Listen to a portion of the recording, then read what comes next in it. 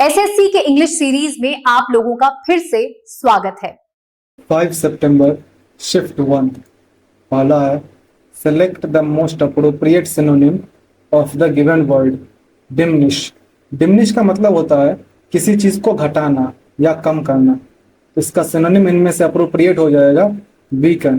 Weaken का मतलब होता है वैसे किसी को कमजोर करना, लेकिन किसी को छीन करने के लिए या किसी की पावर कम करने के लिए भी हम वीकन का यूज करते हैं। तो एक तरह से ये डिमिनिश का अप्रोप्रिएट सिनोनिम है, क्योंकि इसके अलावा कोई भी मैच नहीं खा रहा है। जैसे देखो, डिमोट का मतलब होता है किसी को पद में नीचा करना, किसी को पद में घटाना। जैसे प्रमोट मतलब पद में ऊंचा स्थान देना, तो डिमोट मतलब पद में नीचा स्थान देना। रिलेगेट का मतलब हो गया किसी को कम महत्वपूर्ण स्थान पर भेजना या किसी को कम महत्वपूर्ण पद पर भेजना। प्रिवेंट का मतलब हो गया रोकना, तो ये तीनों होगा नहीं। नेक्स्ट है select the option that can be used as a one word substitute for the given group of words. A person who loves और कलेक्ट्स बुक्स, यानी जो जिसको किताबों से बहुत लगाव हो, जो किताबें इकट्ठा करता हो, उसे कहते हैं बिब्लियोफाइल। जिसे किताबों से बहुत प्यार रहता हो, हमेशा वो किताब ही इकट्ठा करता रहता हो। इसके बाद है एंग्लोफाइल। एंग्लोफाइल का मतलब होता है जिस आदमी को इंग्लैंड या फिर अंग्रेजी चीजों से बहुत ज्यादा प्यार हो या उसे पसंद करता हो। इसके अलावा हीलियोफाइल मतलब होता है जिसे धूप बहुत पसंद हो। और पीडियोफाइल, तो पीडियोफाइल मतलब होता है जिसका यौन आकर्षण जो है बच्चों की ओर होता है। ये क्रिमिनल ऑफेंस है। नेक्स्ट है the following sentence has been divided into 4 parts, identify the part that contains an error. We are living here since the summer of last year. तो देखो यहाँ पर जो है तुम्हें एक परफेक्ट के साथ कंटिन्यूअस का भी सेंस दे रहा है कि we are living here since the summer of last year. Since जैसे टाइम दे दिया, इट मीन्स दैट ये प्रेजेंट परफेक्ट कंटिन्यूअस टेंस का। इसलिए हम आर लिविंग नहीं बल्कि हैव बीन लिविंग का यूज करेंगे, जो कि प्रेजेंट परफेक्ट कंटिन्यूअस का करेक्ट स्ट्रक्चर होता है। इसलिए तुम्हारा ये पहला सेगमेंट ही गलत है, ये तुम्हारा गलत हो जाएगा। Select the most appropriate option to fill in the blank. Suresh has been learning Tamil blank 2 months। तो सुरेश जो है वो तमिल कितने समय से सीख रहा है? 2 महीने से। तो 2 महीने क्या है? वो एक तरह की तुम्हें अवधि दे रही है, कोई फिक्स्ड पॉइंट ऑफ टाइम नहीं दे रहा है, तुम्हें अवधि बता रहा है 2 महीने। तो इसके लिए हम फॉर का यूज करेंगे। नेक्स्ट है select the most appropriate meaning of the underlined idiom in the given sentence. Reena's house is at a stone's throw from the school. यानी रीना का हाउस जो है, यानी रीना का घर जो है वो कितना दूर है? तो एक स्टोन्स थ्रो, तो पत्थर जहां तक तुम फेंक सकते हो, इट मीन्स दैट इतना नजदीक है कि जहां पर तुम पत्थर भी फेंक सकते हो, यानी कि बहुत कम दूरी है। अ वेरी शॉर्ट डिस्टेंस, बहुत नजदीक में है। अ वेरी लॉन्ग डिस्टेंस मतलब हो गया बहुत लंबी दूरी। नेक्स्ट टू का मतलब हो गया बगल में, और नॉट वेरी क्लोज टू का मतलब बहुत नजदीक में। नेक्स्ट है select the incorrectly spelled word. Wrestler, wrestler की स्पेलिंग सही है, मतलब मुक्केबाज या पहलवान। अकम्पनीमेंट, देखो अकम्पनीमेंट की स्पेलिंग में इस वाई के जगह आई आएगा। अकम्पनीमेंट का मतलब संगत या साथ में होना, तो इसलिए ये गलत है। इसमें वाई के जगह पे तुम आई लगा दोगे तब ये सही होगा। इसके बाद डिबेटेबल का मतलब होता है विवादास्पद। डिसरेपेंसी, डिसरेपेंसी मतलब होता है विसंगति या भिन्नता। नेक्स्ट है select the most appropriate option to substitute the underlined segment in the given sentence. Mohan unknowingly altered salt instead of sugar to the dessert making it taste terrible। तो देखो अगर उसने साल्ट की जगह शुगर डाल दिया, इट मीन्स दैट उसको मिला दिया, उसमें डाल दिया, ऐड कर दिया। तो इसके लिए हम ऐड का यूज करेंगे, ना कि अल्टर्ड का। अल्टर मतलब होता है किसी चीज को बदलना या संशोधित करना। तो यहाँ पर अगर उसने नमक की जगह चीनी डाला है तो इसके लिए हम एडेड यूज करेंगे कि added salt into added salt instead of sugar. इसके अलावा एंग्विश्ड, एंग्विश्ड हम यूज करते हैं जब किसी को बहुत पीड़ा पहुंचाने वाला सेंस देना हो तब। एम्पलीफाई मतलब होता है तेज करना, जैसे कहते हैं ना एम्पलीफाई द म्यूजिक, यानी म्यूजिक का आवाज तेज करो।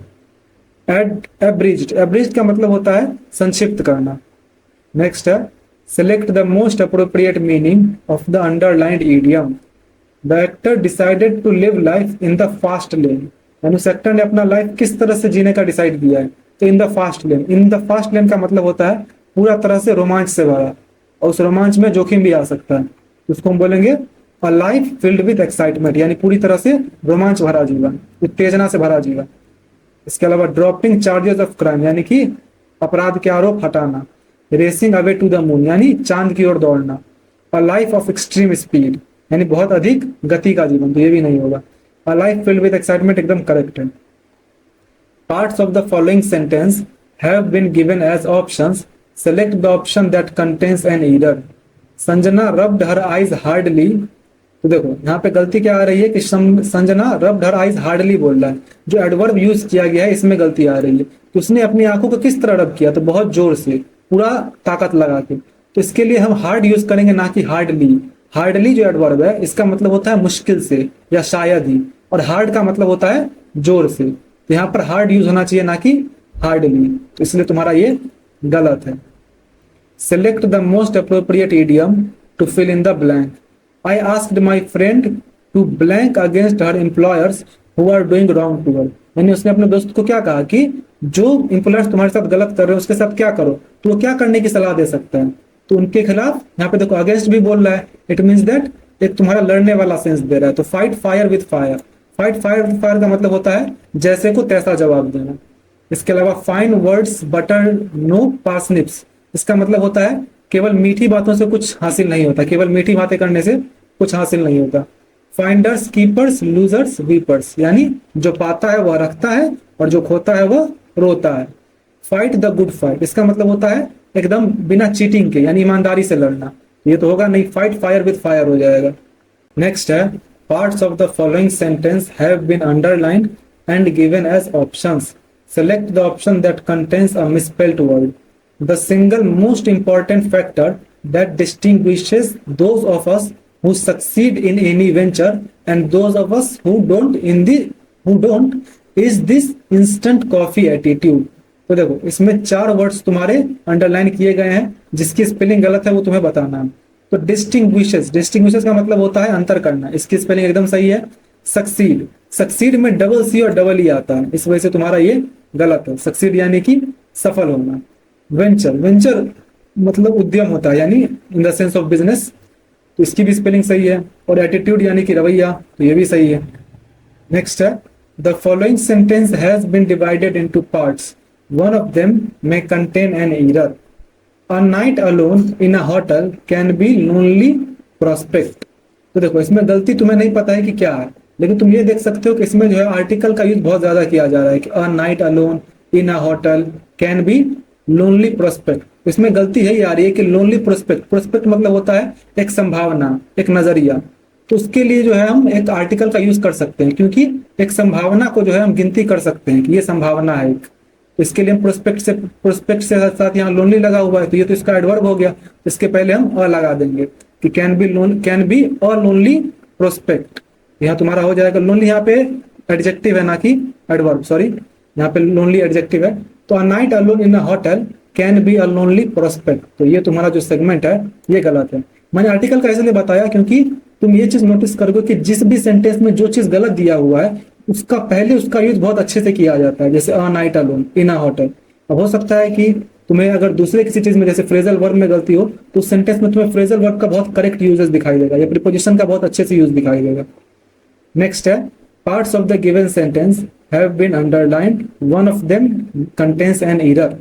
The new restaurant on main street is cheap then the old one. तो देखो बोल रहा है एक न्यू रेस्टोरेंट, ये अंडरलाइन है, मेन स्ट्रीट अंडरलाइन है। उसके बाद बोल रहा है चीप देन। जब यहाँ पर तुलना की जा रही है नए रेस्टोरेंट की पुराने रेस्टोरेंट से, तो यहाँ पर कंपैरेटिव डिग्री का यूज होना चाहिए। तो इसलिए हम चीपर देन यूज करेंगे, ना कि चीप देन।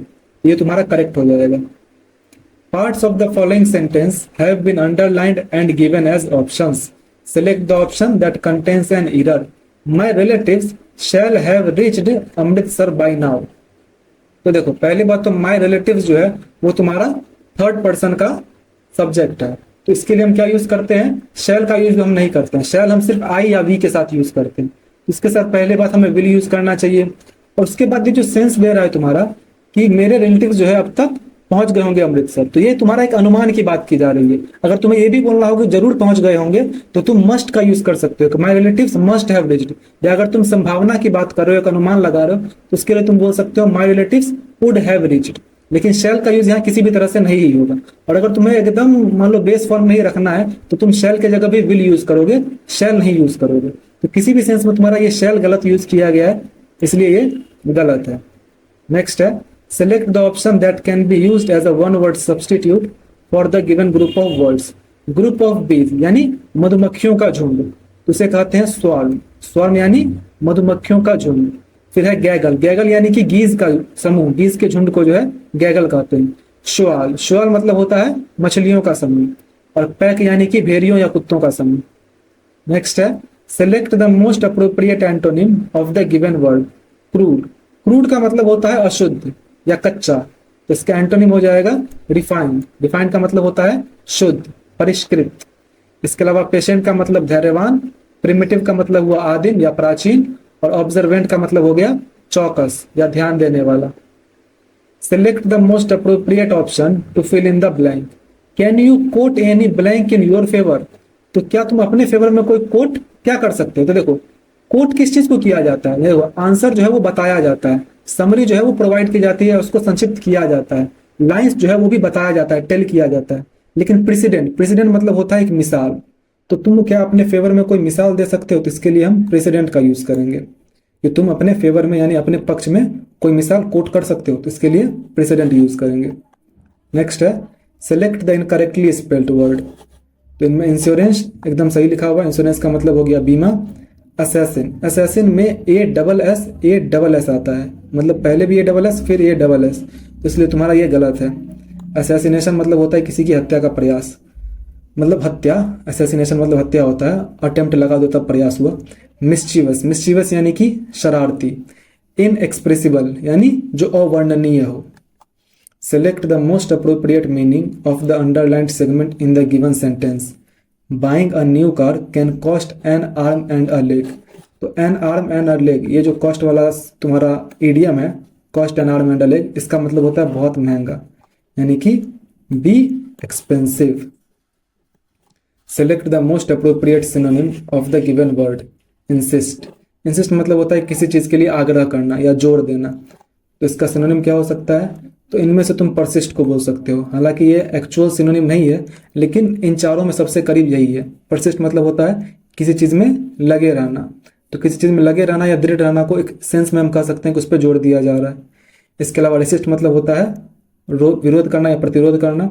हिस्ट का मतलब हो गया चोरी डकैती, और असिस्ट का मतलब हो गया सहायता करना। अब है कंप्रहेंशन पैसेज, तो एक बार पढ़ लो। अब क्वेश्चन देखो 1 2 3 4 5, चलो बनाया जाए। There are several reasons why people might blank that homework is an unnecessary burden on children. तो कुछ रीजन्स हैं जिस वजह से पीपल क्या कर सकते हैं, तो माइट ब्लैंक। तो माइट क्या है, एक मोडाल है, तो इसके साथ हमेशा वर्ब का बेस फॉर्म यूज होगा जो कि हो जाएगा आर्ग्यू। तो पीपल माइट आर्ग्यू, ये हमेशा याद रखना, मोडाल के साथ हमेशा वर्ब का बेस फॉर्म ही यूज होता है। तो बहुत सारे रीजन है जिस वजह से लोग सोच सकते हैं कि होमवर्क जो बच्चों को दिया जाता है वो एक अननेसेसरी बर्डन है। Firstly there is evidence to support the idea that homework blank nothing to prove education और एजुकेशनल आउटकम्स। यानी कि पहला तो ये है कि होमवर्क जो है वो क्या करता है, तो वो कुछ नहीं करता है। यहाँ पे इस चीज़ का सेंस दे रहा है कि वो इंप्रूव करने के लिए, एजुकेशनल आउटकम्स को इंप्रूव करने के लिए कुछ नहीं करता है। क्या हो जाएगा यहाँ, will, does, has, do, does या डू। तो देखो होमवर्क जो है वो एक सिंगुलर नाउन है, तो इसके लिए हम डज का यूज करेंगे ना कि डू का। तो होमवर्क डज, क्योंकि यहाँ पर जो है तुम्हें ये भी तो नहीं बोलना है कि ये क्या किया या फिर ये क्या करेगा। यहाँ तुम्हें एक जनरल सेंस में बोली जा रही है कि होमवर्क क्या करता है, तो वहाँ पे हो जाएगा कि होमवर्क कुछ नहीं करता है एजुकेशनल आउटकम्स को इंप्रूव करने के लिए। Countries such as Finland, where school children are not given homework, regularly top international educational league tables। जैसे फिनलैंड में बच्चों को होमवर्क नहीं दिया जा रहा है, इसके बावजूद वो टॉप पे आता जा रहा है, वो रेगुलर जो है अच्छा स्कोर कर रहा है। And outperform nations where setting homework in the is the norm. Norm का मतलब होता है सामान्य। Secondly many parents would agree that the school day is already blank and leaves their children too tired to do further study. तो देखो यहाँ पर क्या सेंस दे रहा है कि children too tired, it means that बच्चे पहले बहुत थक जाते हैं स्कूल के काम से ही। तो यहाँ पर क्या हो सकता है कि स्कूल का पीरियड क्या है, long enough, beat enough, not enough या इनफ ऑफ। तो लॉन्ग इनफ हो जाएगा कि पहले ही जो है स्कूल डे जो है ऑलरेडी लॉन्ग इनफ है, और उसके बाद बच्चे जो है बहुत थक जाते हैं कि वो आगे पढ़ाई कर पाए, इसके कारण वो आगे पढ़ने के लिए वो टू टायर्ड हो जाते हैं, यानी कि नहीं पढ़ पाते हैं। When they return home blank it is recognised that play time is just as blank. तो देखो ब्लैंक इट इज रिकॉग्नाइज्ड है, तो यहाँ पर क्या हो सकता है, सिमिलरली, नॉर्मली, फाइनली या यूजुअली। तो यहाँ पर तुम्हें एक लास्टली का सेंस दे रहा है कि अंत में हम यही कह सकते हैं, तो यहाँ पर हम फाइनली देंगे कि फाइनली मतलब हो गया अंत में। अंततः इट इज रिकॉग्नाइज दैट, यानी कि ये समझा जाता है कि प्ले टाइम भी, बच्चों के खेलने का समय भी, just as blank as study time from the perspective of brain development, तो वो भी उतना ही क्या हो सकता है, तो इंपॉर्टेंट हो सकता है। तो एज देख लेते हैं क्या ऑप्शन में, सून, बेनिफिशियल, बैड या कॉन्फिडेंशियल, तो बेनिफिशियल हो जाएगा यानी लाभदायक। तो प्ले टाइम भी उतना ही लाभदायक है ब्रेन डेवलपमेंट के लिए जितना कि पढ़ाई। आपका जो भी स्कोर हुआ कमेंट कर दीजिए। मिलते हैं नेक्स्ट वीडियो में।